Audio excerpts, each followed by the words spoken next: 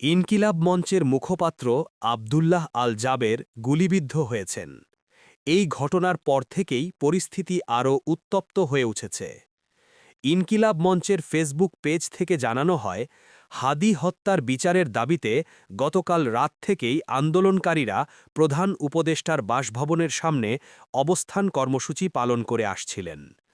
আজ বিকেলের দিকে অবস্থান কর্মসূচি চলাকালীন পুলিশের সঙ্গে আন্দোলনকারীদের সংঘর্ষ হয়।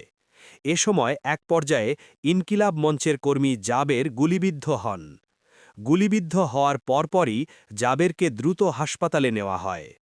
তার শারীরিক অবস্থার বিষয়ে ইনকিলাব মঞ্চের পক্ষ থেকে বিস্তারিত তথ্য এখনও জানানো হয়নি, তবে তারা বলছে ঘটনাটি পরিকল্পিত দমনপীড়নের অংশ। গুলিবিদ্ধ জাবেরকে ঘিরে রাজনৈতিক পরিস্থিতি আরও উত্তপ্ত হয়ে উঠছে। পরিস্থিতি কোন দিকে যায় সেদিকেই এখন নজর সবার। আমরা রাখছি সর্বশেষ আপডেট।